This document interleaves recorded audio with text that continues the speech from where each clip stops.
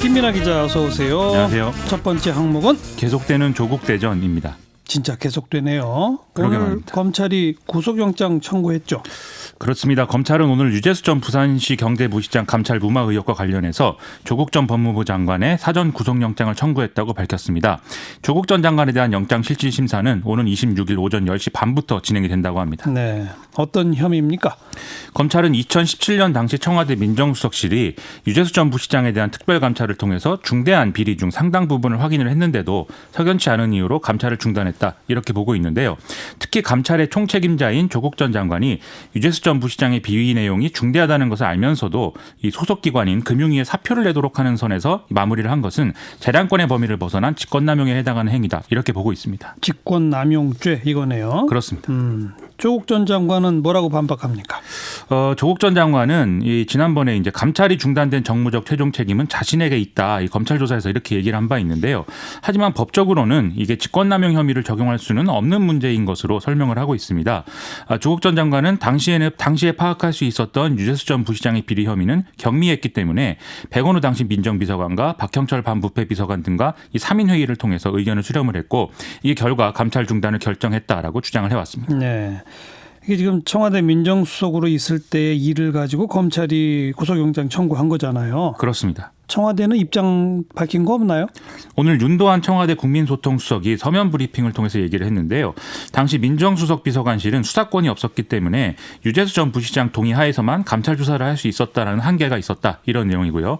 그런데 유재수 전 부시장 본인이 조사를 거부했기 때문에 당시에 확인된 비위 혐의를 수석기관에 통보하는 수준에서 마무리를 한 것이다. 이렇게 설명을 했습니다. 예. 또 당시 상황에서는 검찰 수사를 의뢰할지 또는 수석기관에 통보해서 인사조치를 할지는 민정수석실의 판단 권한에 속하는 문제고 청와대가 이런 정무적 판단과 결정을 일일이 검찰의 허락을 받고 일하는 기관은 아니다라고 주장을 했는데요.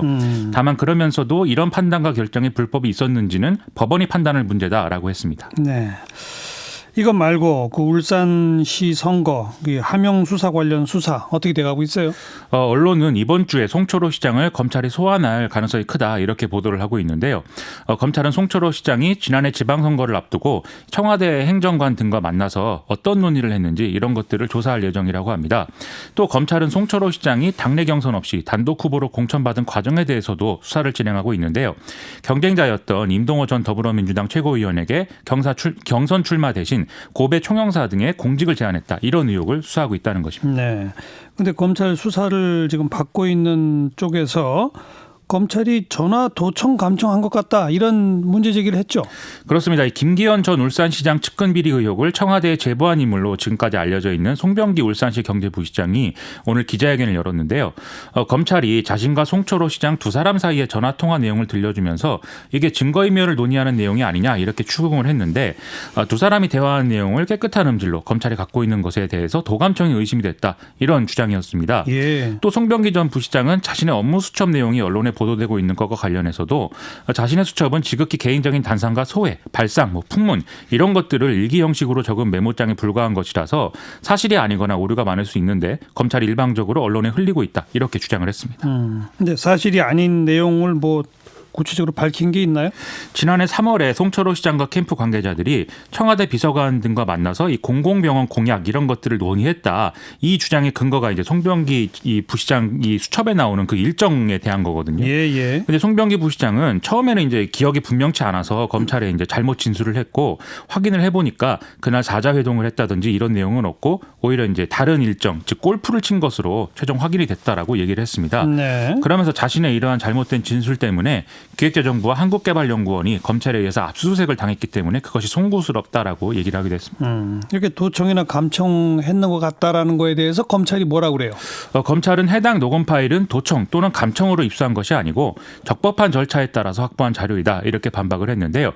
또 송병기 부시장이 자신에 대한 조사 내용이 언론에 실시간으로 유출되고 있다고 주장한 것에 대해서도 검찰은 규정을 철저히 준수하면서 제한된 범위 내에서 공보를 실시하고 있고 조사 내용을 언론에 유출한 사실은 없다라고 설명을 했습니다. 네.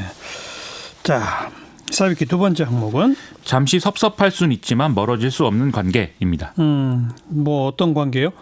문재인 대통령이 오늘 이제 한중일 정상회의 참가를 위해서 방중 일정을 수행하고 있는데요. 베이징에서 시진핑 중국 국가주석을 만나서 정상회담을 진행을 했죠. 예. 이 모두 발언에서 문재인 대통령은 북미 대화의 중단이 한국과 중국은 물론 북한에도 이롭지 않다면서 중국의 한반도 비핵화와 평화 정착을 위한 역할을 계속해줄 것을 당부를 했는데요. 그러면서 이제 앞서 말씀드린 이 말을 한 것입니다. 잠시 섭섭할 수는 있지만 멀어질 수 없는. 그렇습니다. 한중이 그렇다 이거죠. 그렇죠. 네. 이것은 이제 사드 보복으로 인해서 좀 악화된 한중 관계에 대한 언급이다 이렇게 해석을 할 수가 있겠는데요. 이 얘기를 하면서 문재인 대통령은 내년 시진핑 주석의 조기 방한을 촉구하기도 했습니다. 네. 이런 모두 발언에 대해서 시진핑 주석의 답변은 뭐라고 그랬어요?